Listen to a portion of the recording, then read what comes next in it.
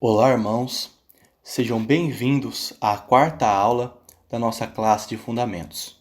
Hoje, nós iremos tratar do Credo Apostólico e faremos isso em 3 partes. Primeiramente, nós iremos demonstrar a importância dos credos e confissões desde o tempo bíblico e também a questão histórica do Credo Apostólico. Depois, nós iremos tratar das afirmações que o Credo faz, quais são as doutrinas que o credo afirma. E por fim, nós iremos demonstrar quais são os usos que a igreja e o indivíduo cristão pode fazer do credo nos dias de hoje. Primeiramente, nós vamos ler o credo. Você pode acompanhar a leitura com o credo que está na descrição desse vídeo. Creio em Deus, o Pai Todo-Poderoso, Criador do céu e da terra, e em Jesus Cristo, seu único Filho, nosso Senhor, que foi concebido pelo poder do Espírito Santo. Nasceu da Virgem Maria, padeceu sob Pôncio Pilatos, foi crucificado, morto e sepultado. Desceu à mansão dos mortos, ressuscitou ao terceiro dia, subiu aos céus, está sentado à direita de Deus, Pai Todo-Poderoso, donde há de vir julgar os vivos e os mortos. Creio no Espírito Santo, a Santa Igreja Católica, a comunhão dos santos, a remissão dos pecados, a ressurreição da carne, a vida eterna. Amém. Vocês podem perceber que o credo que estamos utilizando possui algumas diferenças do credo tradicional, que são o uso da vírgula no primeiro artigo, após a palavra Deus, e no segundo artigo utilizamos desceu à mansão dos mortos, ao invés de desceu aos infernos. E no terceiro artigo, não utilizamos o na, quando nós dissemos na igreja, na comunhão dos santos, na remissão dos pecados. Iremos falar mais sobre essas diferenças quando formos dar uma visão detalhada do credo. Primeiramente, começaremos com a importância do credo. Por que nós devemos estudá-lo? Hoje em dia, muitas pessoas relacionam o credo ao catolicismo romano, e por isso acham estranho quando evangélicos dão importância a ele. Mas isso acontece porque não entendem o que é o credo. Ele nada mais é do que uma confissão sistematizada daquilo que é mais básico e principal na fé cristã. Se olharmos para os 3 artigos, veremos que nele estão as principais doutrinas evangélicas, ou seja, todo mundo que se denomina cristão deve afirmar essas doutrinas, porque elas são aquilo que foi crido em todo lugar, em todo tempo e por todos. Como referências externas e históricas, podemos ver a importância do credo para Lutero em seu breve catecismo e no Catecismo Maior, para João Calvino em sua obra Instrução de Fé, em que ele faz comentários sobre o credo, e no famoso Catecismo de Westminster, da Igreja Presbiteriana, nós temos o credo no apêndice. Esses são apenas alguns exemplos de evangélicos que utilizam o credo como confissão. Tudo bem, entendi que esse credo é importante, mas é bíblico utilizar credos e confissões? Desde o início, Deus utiliza de credos e confissões para moldar os corações do seu povo. Lembre-se do Shema, em Deuteronômio 6:4. Ouça, ó Israel, o Senhor, o nosso Deus, é o único Senhor. Isso é uma confissão de fé. É uma confissão que visa mostrar para o povo, e relembrar para o povo de Israel que ele era o verdadeiro Deus. E somente ele deveria ser adorado e servido. Então nós temos algumas outras confissões também no Antigo Testamento, mas essa é uma que todos nós conseguimos lembrar de cabeça, Uma confissão que acompanhou Israel desde o início. No Novo Testamento, nós vemos a necessidade de confessar aquilo que cremos. Por exemplo, na carta de Paulo aos Romanos, temos no capítulo 10, nos versículos 9 e 10, as seguintes afirmações: se você confessar com a sua boca que Jesus é Senhor e crer em seu coração que Deus o ressuscitou dentre os mortos, será salvo. Pois com o coração se crê para a justiça, e com a boca se confessa para a salvação. Nesse texto, nós vemos não só a importância de uma confissão estruturada, como também vemos uma ligação com o segundo artigo do credo. Nós podemos perceber aqui Jesus como Senhor, como está no segundo artigo, e como aquele que ressuscitou dentre os mortos. Existem vários outros textos do Novo Testamento que são confissões centradas no Filho, no Pai e na Trindade. Você pode ver esses exemplos na página 54 da apostila. É importante nós sempre lembrarmos que essas confissões destacam o caráter de Deus e a sua obra. Agora que entendemos que as confissões eram aceitas pelos cristãos desde sempre e também incentivadas pela própria Escritura, nós vamos falar exatamente do credo apostólico, da sua história. Até o século XIV, as pessoas afirmavam, sem base histórica alguma, que o credo havia sido escrito pelos apóstolos e que o credo inicial possuía 12 artigos, pois cada apóstolo havia contribuído com um artigo. Mas essa ideia já não é aceita faz tempo, porque não há nenhuma evidência. Por conta do nome Credo dos Apóstolos, nós podemos nos confundir e pensar realmente que o credo foi escrito por algum deles. Mas, na verdade, o credo é apostólico não por conta de sua autoria, mas porque nele encontramos as doutrinas dos apóstolos. O credo, como temos hoje, é produto de muitas confissões de fé escritas entre o terceiro e o sétimo século. Confissões essas que foram realmente extraídas da Escritura. Essas confissões eram utilizadas antes do batismo, ou seja, as pessoas falavam aquilo que elas criam antes de serem batizadas. Para se ter uma ideia, no terceiro século, Irineu de Lyon já falou de uma tradição apostólica subordinada à Escritura, que seria uma declaração de fé resumida e que não deveria ser debatida. No século IV, Ambrósio chamou isso de Credo dos Apóstolos. Com esses exemplos, nós vemos que a Igreja já utilizava de confissões extraídas da Escritura desde muito cedo. Agora, com relação ao credo como temos hoje, o professor Franklin Ferreira afirma que ele foi citado no século VIII na Gália, atual França, quando foi mencionado num sermão de Cesário de Arles, e apareceu no ritual batismal romano no século X. Nós devemos entender que esses credos que apareceram durante todos esses anos não eram todos iguais. Alguns não possuíam certas doutrinas, e outros acrescentavam outras doutrinas. Mas o importante aqui é entender que o credo dos apóstolos sempre foi tratado como uma tradição subordinada à Escritura. Ele não adicionava nada, apenas confessava aquilo que a Escritura já dizia. E isso é muito importante para a nossa tradição evangélica, porque como já vimos na primeira aula do Murilo, temos o Sola Escritura como algo muito caro. Nós não aceitamos nenhuma autoridade que não a Bíblia. E por isso, alguns podem fazer críticas quando falamos de utilizar o credo. Mas, mais uma vez, essas críticas são injustas por dois motivos.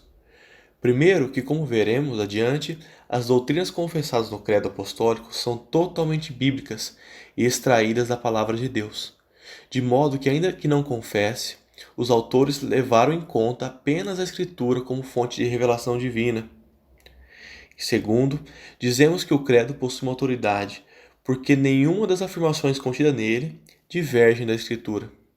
Aqui é importante relacionarmos como um sermão. Quando dizemos que ouvimos um bom sermão, que a palavra de Deus foi pregada, o que isso quer dizer? Eu entendo que isso significa que o pregador fez uma boa exposição da Escritura, sem distorcer aquilo que o texto escolhido dizia.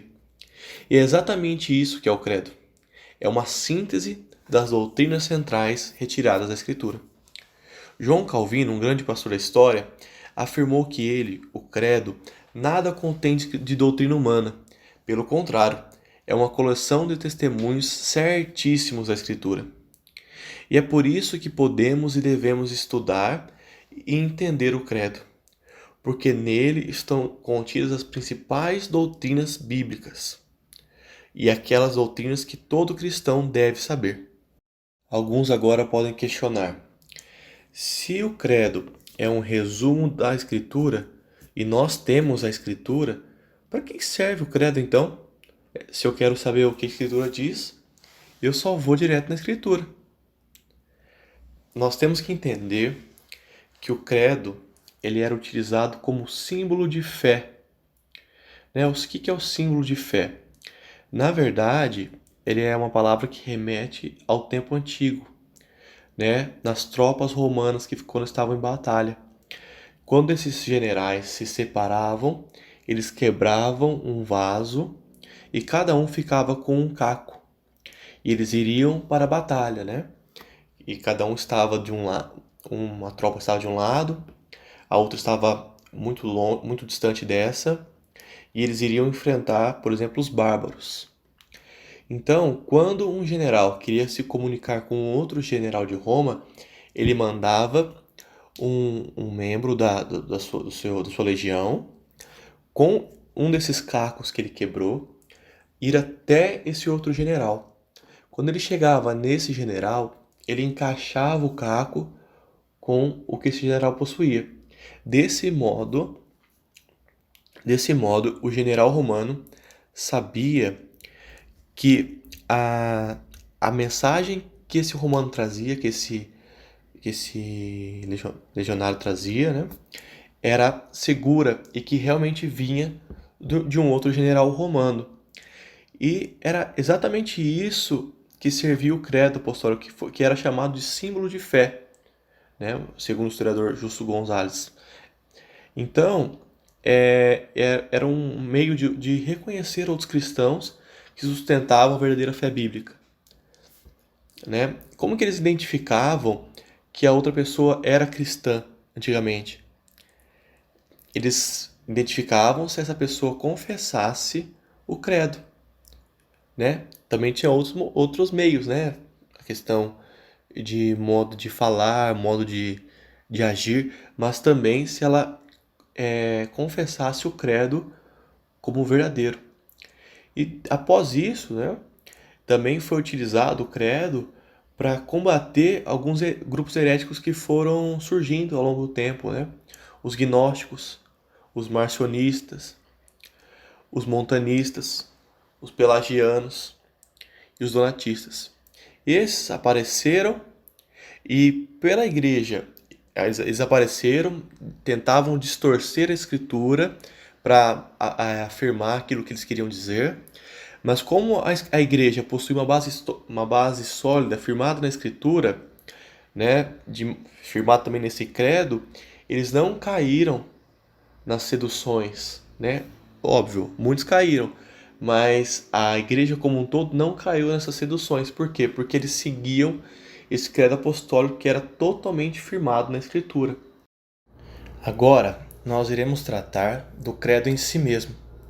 Na verdade, primeiramente, do primeiro artigo do credo, que é: creio em Deus, o Pai Todo-Poderoso.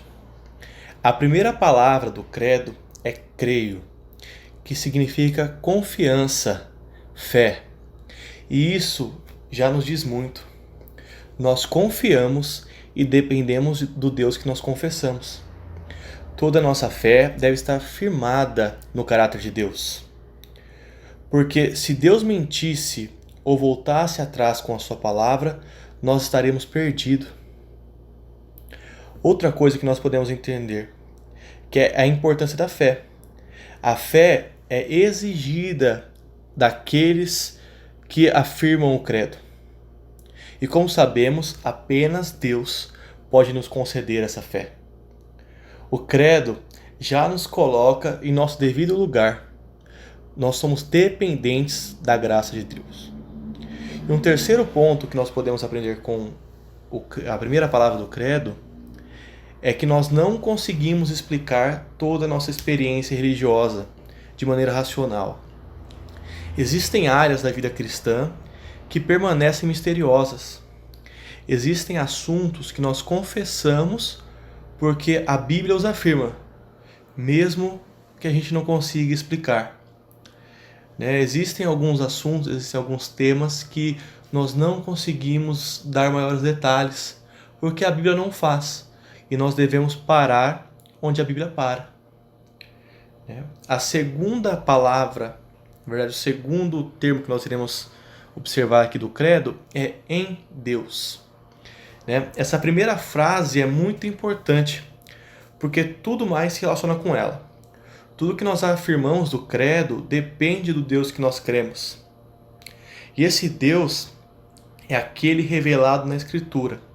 Isso é muito importante.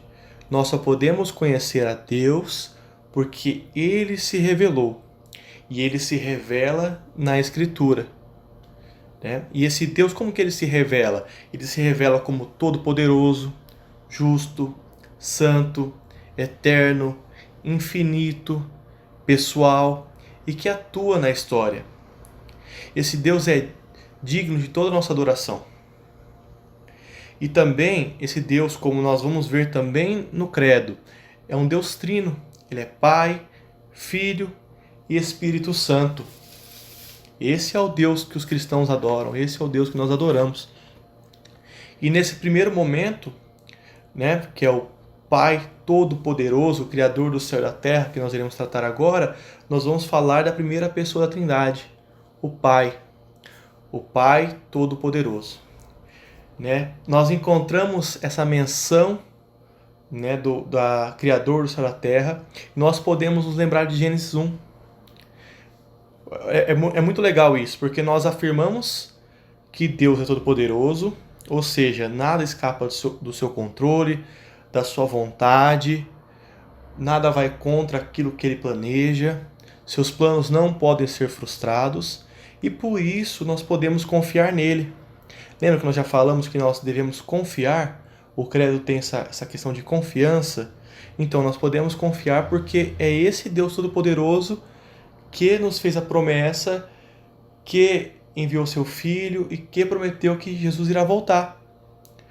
Entende? Essa questão da confiança está totalmente ligada com o caráter dele. E qual é outra maneira que ele prova que ele é todo-poderoso? É porque ele criou todas as coisas. No ato da criação, quando nós lemos Gênesis 1, nós podemos ver quão poderoso é Deus. Através da sua palavra, ele cria tudo, ele dá forma ao mundo, aquilo que não existia, ele trouxe à existência. Esse Deus é incomparável. Ler a narrativa da criação é ver o poder de Deus. Nós sempre temos que pensar nisso. Quando nós formos ler a narrativa da criação, mais do que pensar em evolução, criação, nós temos que ver o poder de Deus, quão glorioso e bondoso esse Deus é, que cria a partir do nada. Mas não é só isso. Esse Deus é Pai. Ele não é um Deus distante. Ele não é um Deus que tem escravos. Nós somos sim servos de Deus em certo sentido, mas Ele nos faz filhos dele. Ele é um Deus presente. Ele é um Deus que nos ampara.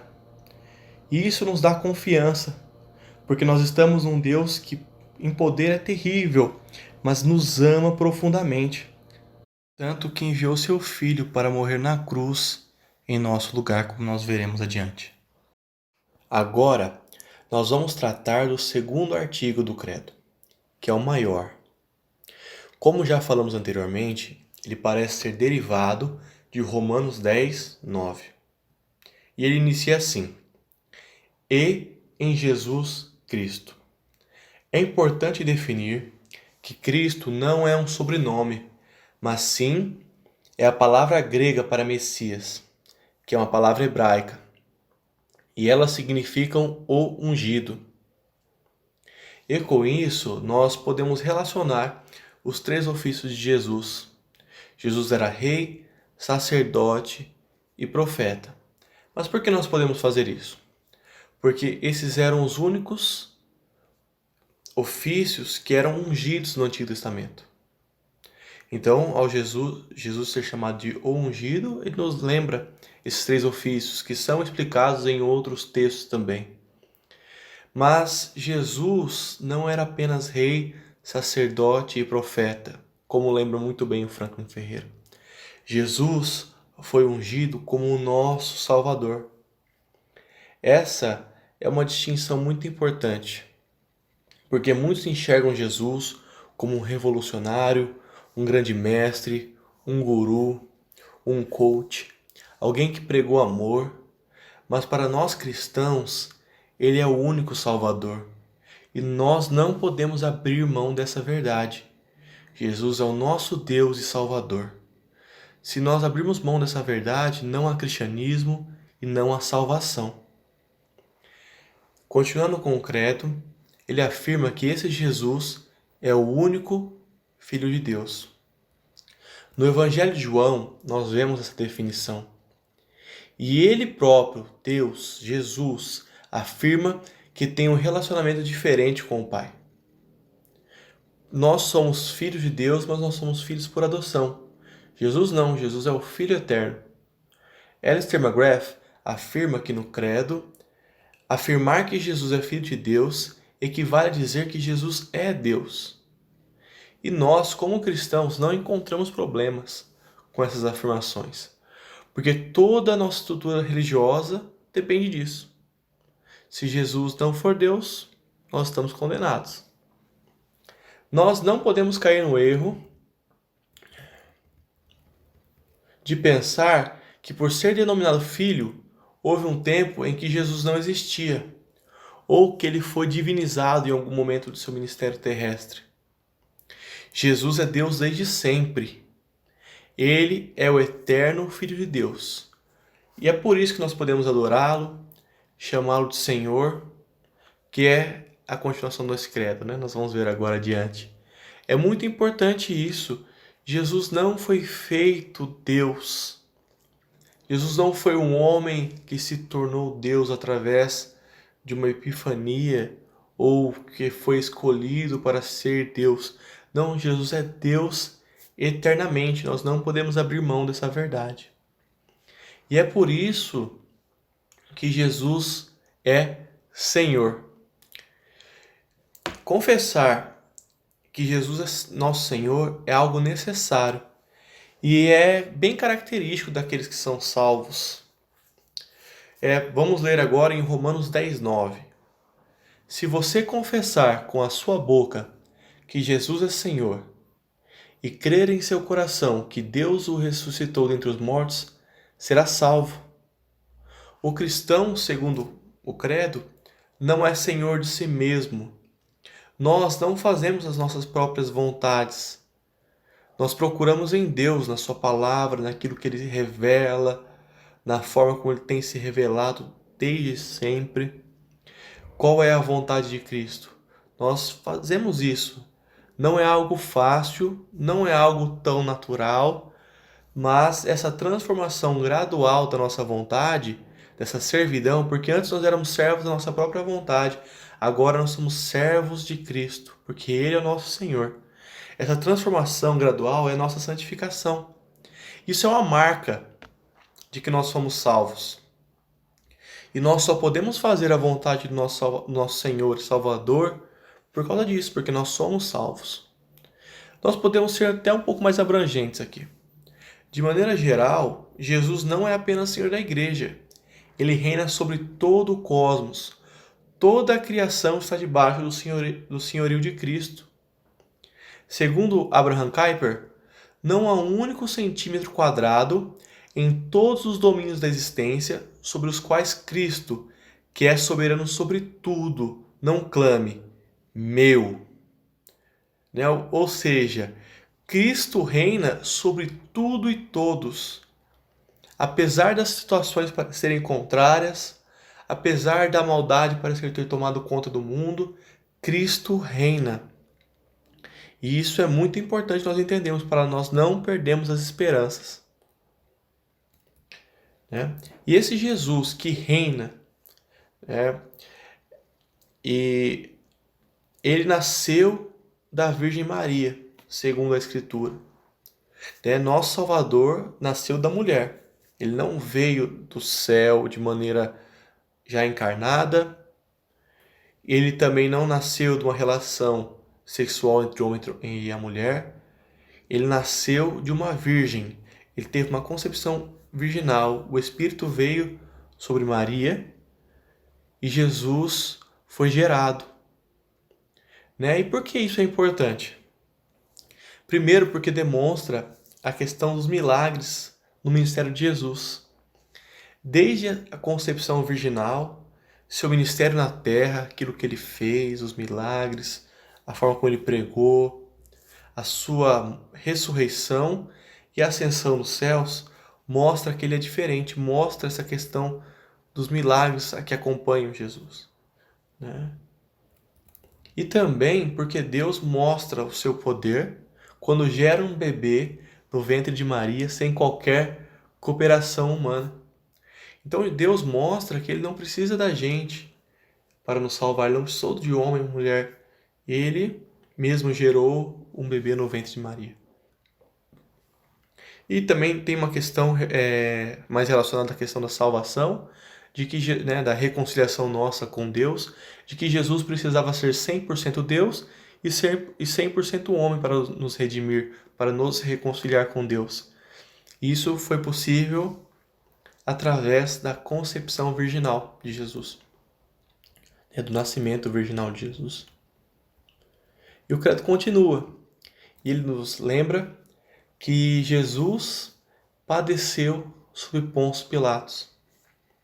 O credo fez questão de citar esse homem que lavou as mãos, que foi omisso e permitiu a morte de Jesus.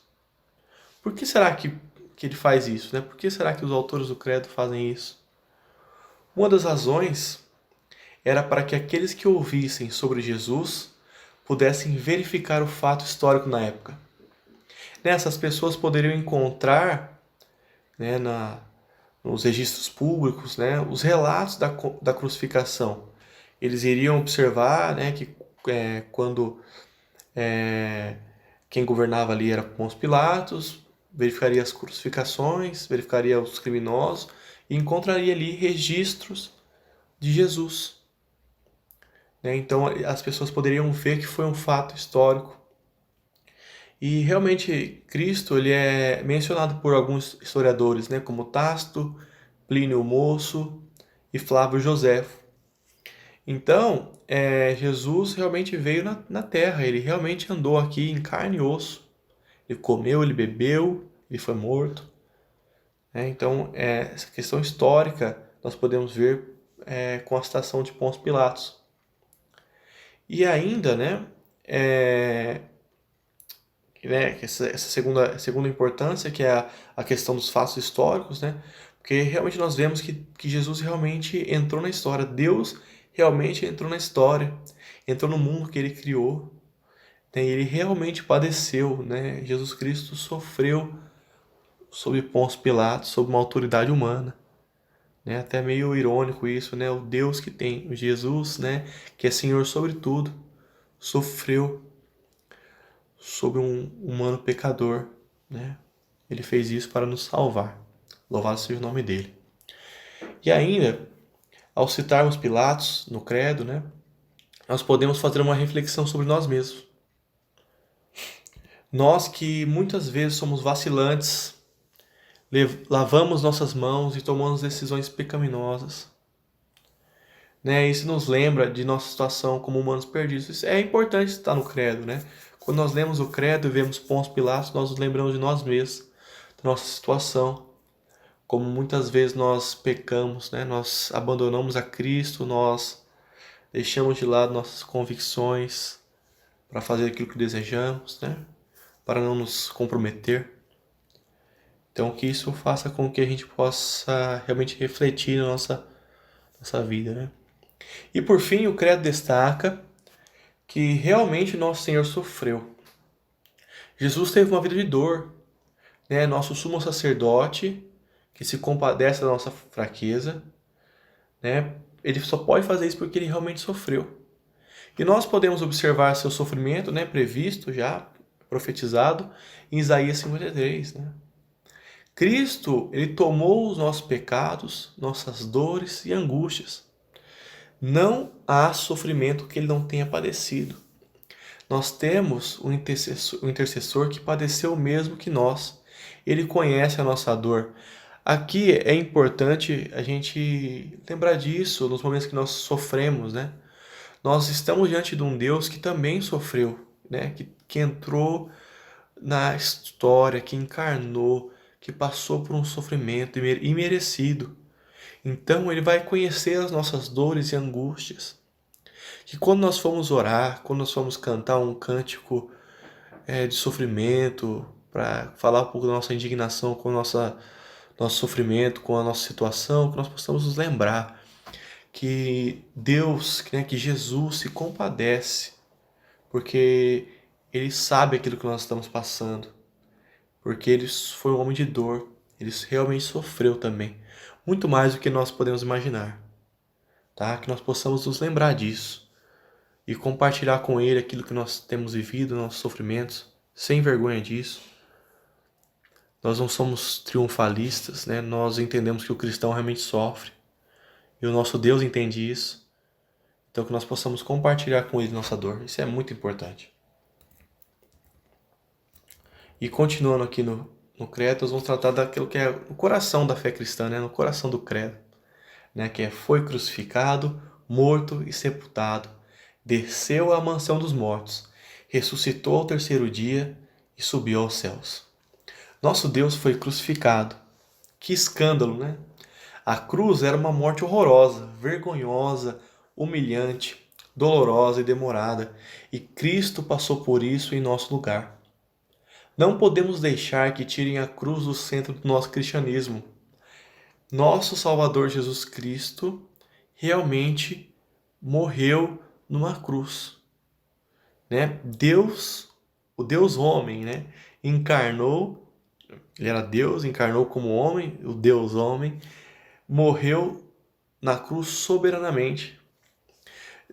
Jesus não foi crucificado contra a sua vontade soberana, mas foi dessa maneira que ele, na eternidade, né, Deus na eternidade, escolheu reconciliar consigo mesmo todas as coisas.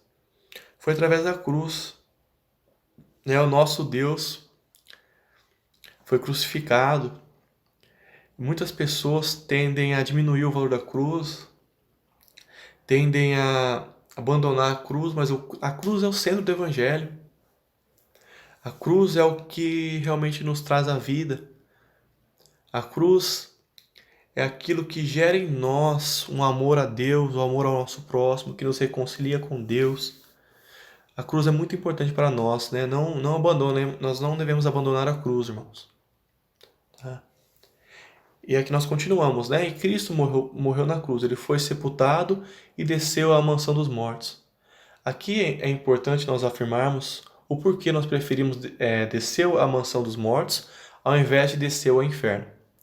Primeiro, porque a frase traduzida por descer ao inferno só apareceu pela primeira vez em uma das versões do Credo de Rufino no ano de 390. Depois só apareceu no século VII, no sétimo século, né? E por isso nós entendemos que essa afirmação de que Cristo morreu, foi sepultado e desceu à mansão dos mortos, significa que ele suportou a dor da morte e o julgamento de Deus sobre o pecado por todos aqueles que nele creem, né? Então é isso que significa que Jesus realmente ele suportou a morte, ele morreu, suportou a ira de Deus por todos aqueles que creem no seu nome. É por isso que nós dizemos que Cristo pagou pelos nossos pecados, porque ele passou por aquilo que nós deveríamos passar, ele suportou o sofrimento em nosso lugar. E essa afirmação da morte de Jesus é importante, né, no credo. Por quê? Porque desde o século II, né, alguns hereges afirmavam que Jesus, por ser Deus, não poderia morrer. Aí eles inventaram várias histórias, como ele apenas desmaiou, ou crucificaram uma pessoa errada. Mas, entende, a gente não pode concordar com isso. Primeiro, porque as evidências que a Bíblia nos oferece, né, isso não tem como nós basearmos isso, né, de acordo com a Bíblia. Quando nós lemos a Bíblia, realmente Cristo, né, de acordo com os autores, né, de acordo com os apóstolos que vieram, que passaram por sofrimentos depois disso, né, crendo que Jesus havia morrido e ressuscitado, né, as evidências da Bíblia nos dizem que Jesus realmente morreu na cruz. E se Jesus não fosse morto, não houvesse sido morto, nós estaríamos condenados, porque quem morreu no nosso lugar? Nós realmente dependemos dessa mensagem escandalosa, né? Nós dependemos do Deus morto do madeiro. Porque nós somos a igreja de Deus que foi comprada por seu sangue. Agora, nós vamos tratar da ressurreição de Cristo. Na página 60, encontramos alguns textos que afirmam, né, na página 60 da apostila, né, alguns textos que afirmam a participação de Deus, de Jesus e do Espírito Santo na ressurreição de Cristo. Se você puder dar uma olhada ali, né, você vai encontrar esses textos. E o que eles afirmam, né? Que o Pai ressuscitou Jesus, que o Espírito também operou na ressurreição de Cristo e que o Filho deu a sua vida para tornar a tomá-la. Então, a Trindade participa da ressurreição, né? Mas por que a ressurreição de Cristo é importante? Já entendi. Eu sou justificado pela morte, pela morte de Cristo. Mas o que tem a ver a ressurreição? Né? O Franklin Ferreira escreveu da seguinte forma: nós afirmamos que somos salvos pela crucificação de Jesus. E a sua ressurreição é a autenticação, o selo de que seu sacrifício foi aceito pelo Pai. Quando nós vemos o relato da ressurreição, nós temos certeza de que o sacrifício de Jesus foi aceito pelo Pai. De que realmente que realmente Cristo nos justificou. Então, se a ressurreição é o selo, se Jesus não ressuscitou ao terceiro dia, nossa fé é vã. Nós não devemos achar que isso é uma metáfora ou uma analogia. Cristo realmente ressuscitou por meio de um milagre, e isso importa. No terceiro dia, Cristo ressuscitou. Né? E nós podemos afirmar com certeza que a morte não pôde conter Jesus.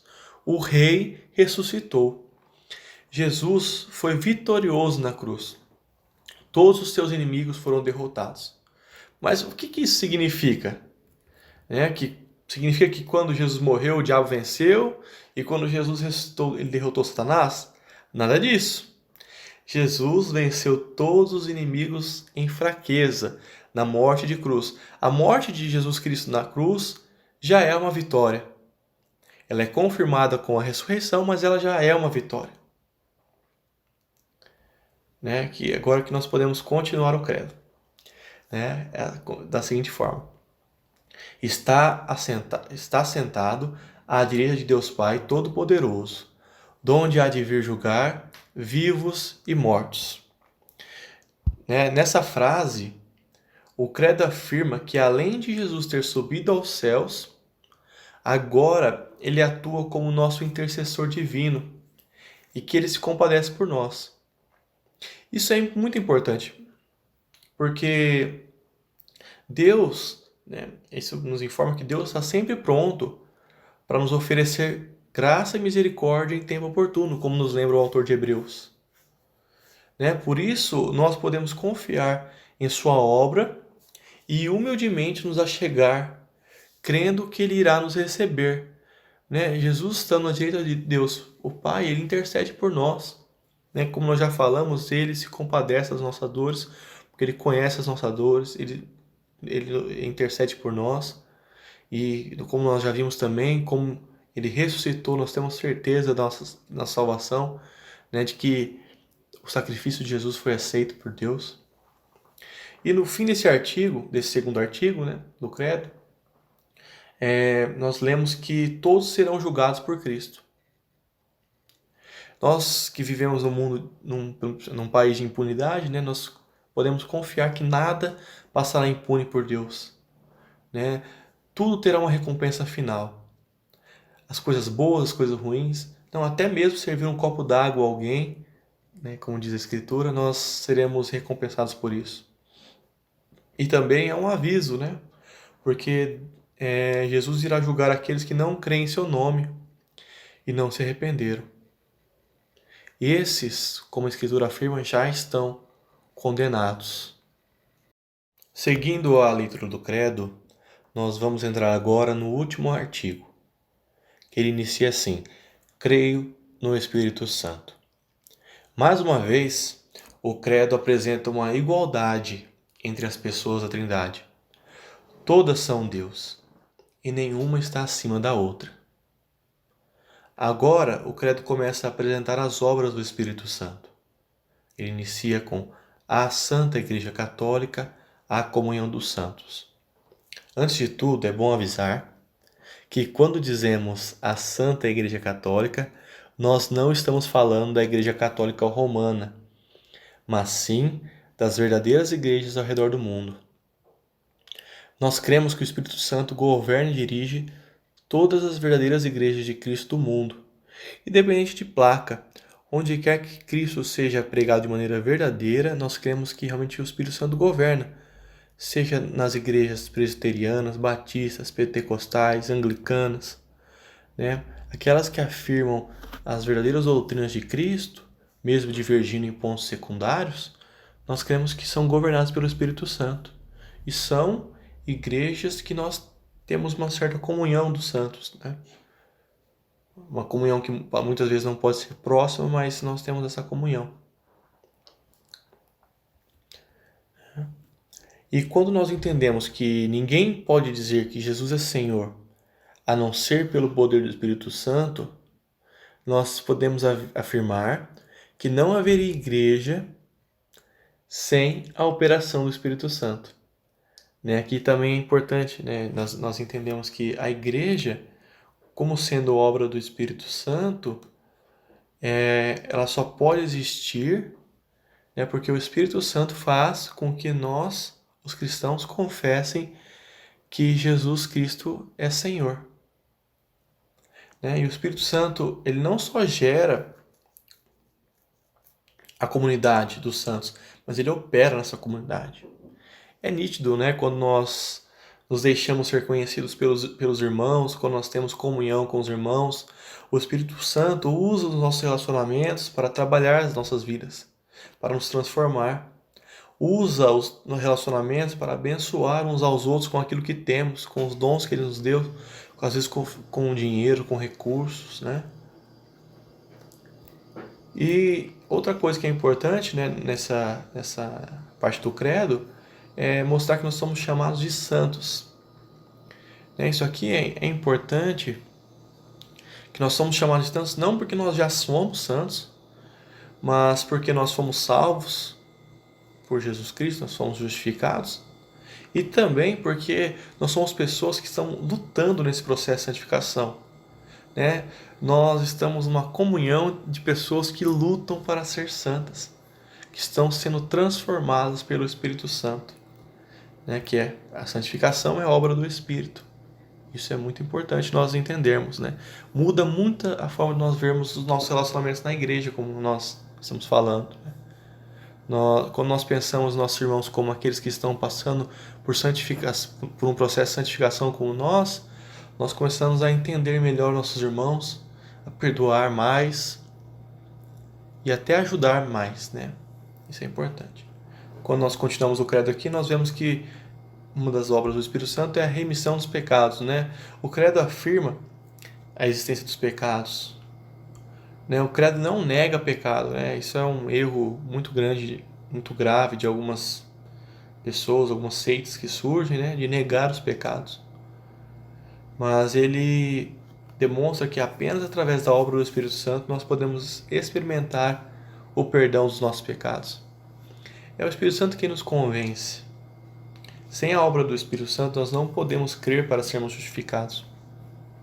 E quando ouvimos que nossos pecados foram perdoados, é o Espírito Santo que realmente opera em nós né, para que a gente experimente mesmo, né, de maneira pessoal, né, que nossos pecados foram perdoados, né? Ele traz essa paz, né, no nosso coração. Isso é importante. Continuando, né? A remissão da carne. Um texto importante sobre o assunto da remissão da carne é Romanos 8:11. Né? Quando nós falamos da remissão da carne, nós estamos falando aqui da questão da ressurreição. Né? Nós cremos que nós, após nossa morte, ou se Jesus voltar antes, nós receberemos um corpo glorificado, né? Um corpo diferente desse que nós temos. Né? E um texto importante aqui é Romanos 8:11. E se o Espírito daquele que ressuscitou Jesus dentre os mortos habita em vocês, aquele que ressuscitou a Cristo dentre os mortos também dará vida a seus corpos mortais, por meio de seu Espírito Santo que habita em vocês. Tá vendo? Da mesma maneira com que a ressurreição de Cristo foi operado pelas 3 pessoas da Trindade, a nossa ressurreição também será uma obra da Trindade. Né? Nós não cremos que nossa vida acaba depois que nós morremos, mas sim que a verdadeira vida se inicia quando nós morremos. Né? Na verdade, se nós formos para pensar, nós, aqueles que creem, nós já passamos da morte para a vida. Nós já começamos a experimentar um pouco do paraíso aqui na Terra. Nós já estamos em comunhão com o nosso Deus. Né? E o último, na verdade, o penúltimo, a parte do último artigo que nós vamos tratar aqui é a vida eterna. E aí sobre esse assunto, com certeza nós devemos citar Santo Agostinho que diz, né? Aí descansaremos e veremos. Veremos e amaremos. Amaremos e louvaremos. Eis a essência do fim sem fim. E que outro fim mais nosso que chegarmos ao reino que não terá fim? Né? Agostinho, ele com essas palavras, ele mostra essa questão da ressurreição, né? Que nós teremos descanso, nós veremos a Deus, nós amaremos, nós louvaremos de maneira perfeita. Né? Nós fazemos isso hoje como que por meio de um espelho, mas nós experimentaremos isso de maneira perfeita. Perfeita. Né? Frank Ferreira, ele traz um vislumbre dessa eternidade, né, como uma afirmação, né, da seguinte forma: ao ressuscitarmos na carne, entraremos na vida eterna. Nós, que já experimentamos o perdão dos pecados nessa vida, seremos completamente purificados. Então veremos a Deus, veremos o Pai com os olhos do coração e a Cristo com os olhos de nosso corpo ressuscitado.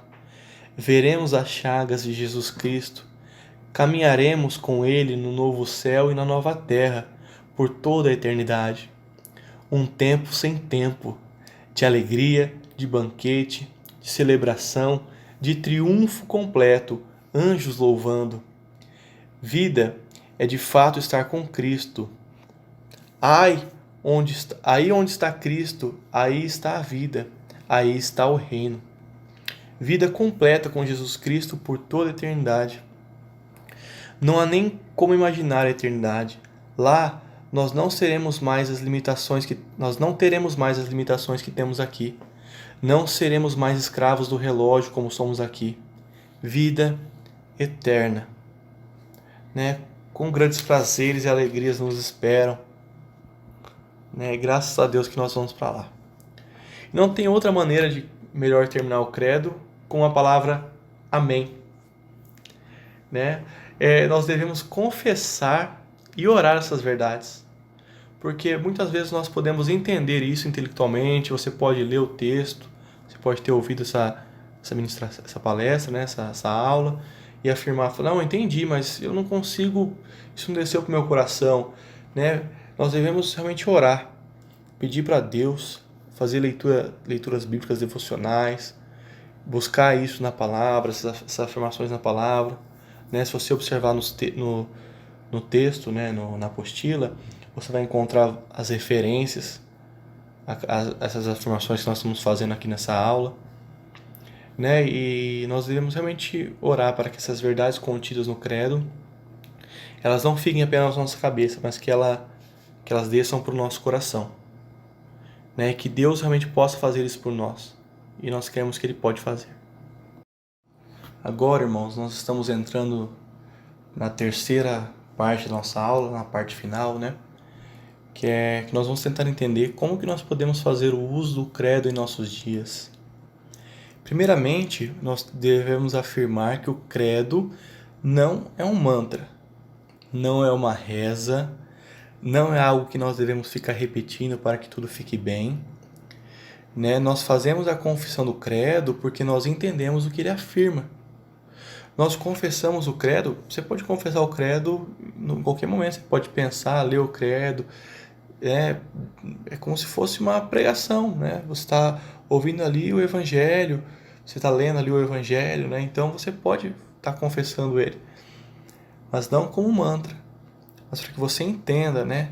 Para que você possa realmente entender aquilo que a Bíblia afirma sobre Deus, sobre até mesmo fala um pouco sobre nós, né? Na figura de Pôncio Pilatos, sobre a vida eterna, sobre o Espírito Santo, sobre Jesus.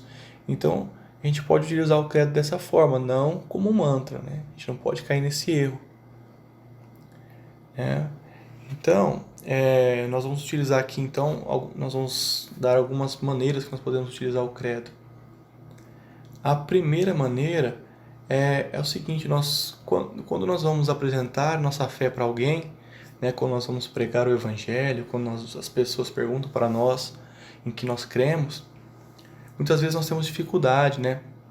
Porque nós não sabemos em que ordem expor, o que falar, nós ficamos nervosos.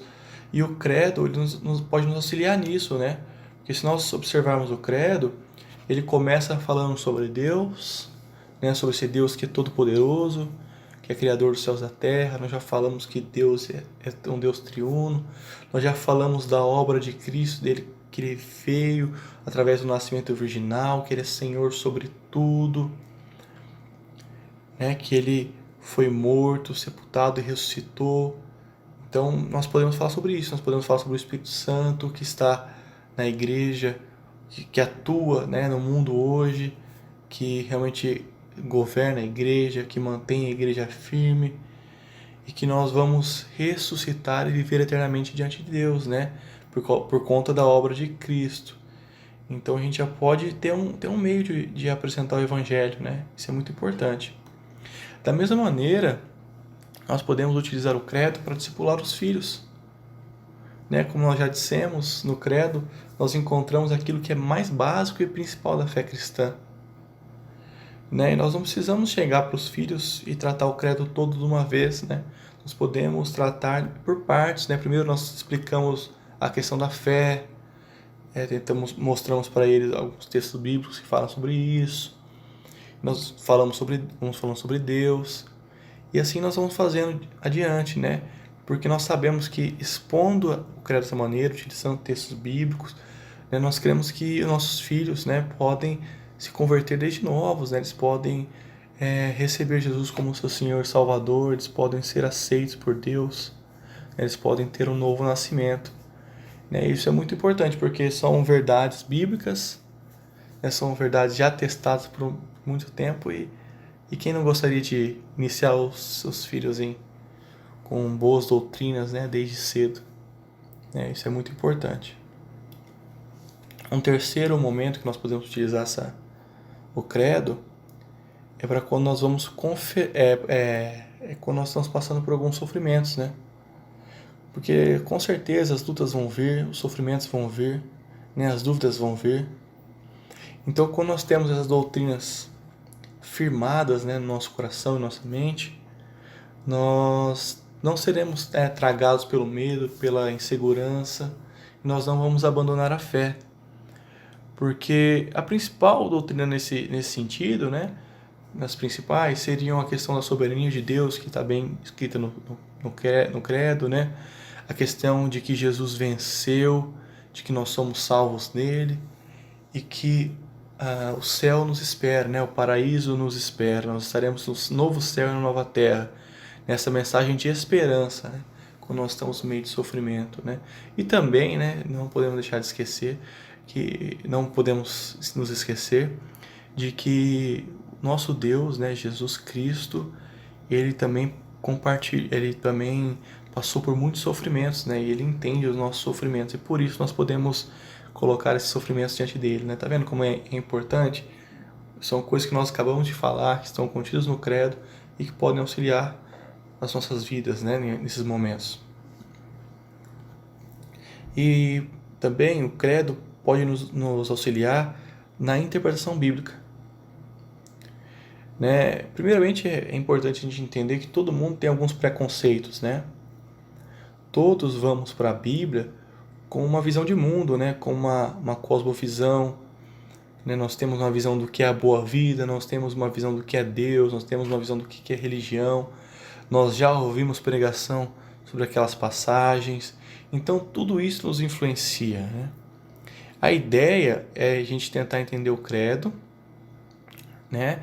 E deixar o credo nos influenciar, né? Utilizar o credo como filtro, né? Para quando nós ouvirmos alguma pregação, né? Para quando nós vamos ler um texto, né? Então, se nós temos essas doutrinas principais firmadas em nós, fica mais fácil da gente evitar alguns erros, né? Por exemplo, vamos pegar um texto aqui, Marcos 1, do 9 ao 13. Né? Quando nós pegamos esse texto, se você puder abrir nessa página, né?